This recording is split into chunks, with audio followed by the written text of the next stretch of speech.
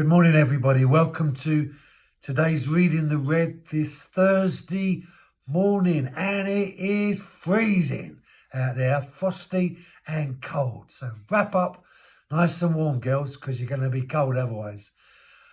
Jesus gets back to the original inspiration behind the questioning from the scribes regarding the disciples not washing their hands in the religious way.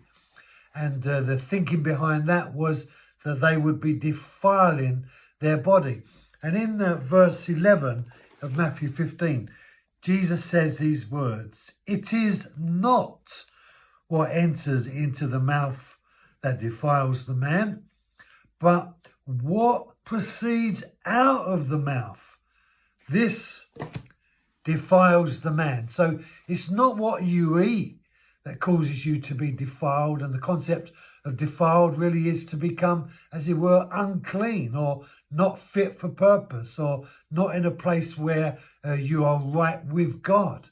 So the defilement of a life, they thought that if they didn't do this thing in the religious way, the way it's always been done, the way that they say it has to be done, then God won't consider you in the same way he would if you kept the religious way.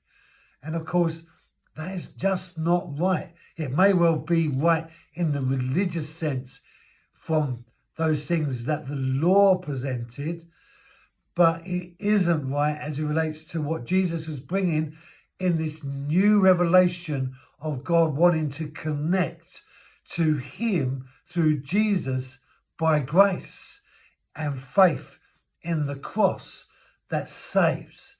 So all of the religious things were appropriated and they needed to be applied in order to stay connected and to get connected. But now Jesus has arrived and is saying there's a new way. God is not wanting to use that way anymore.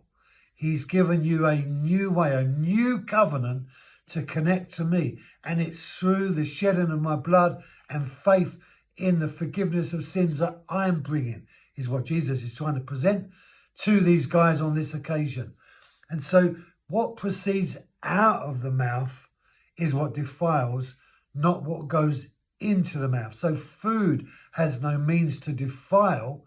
That's why Jesus said to Peter when he was on that roof and had a vision about all of those unclean things. That was another example of defilement. And Jesus told, or the vision inspiration was, Peter, you can eat any of this. And so it is not what we do in terms of what we eat defiles. No, Jesus says the defilement comes from what comes out of you. And that reality of what comes out of you because it's in you. These things that we say and these things that we do in our lives, that's what reveal to us what's in our hearts.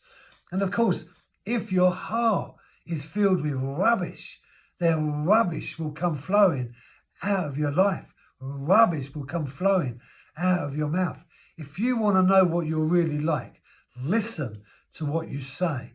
And not only what you say, but listen to the way you say it as well, because that will reveal to you and to everyone else who you really are and what you're really like.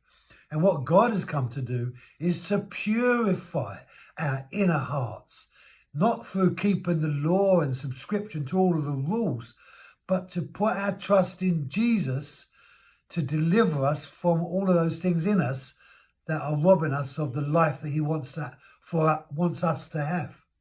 Thursday. I'll see you tomorrow. God bless you. Have a great day.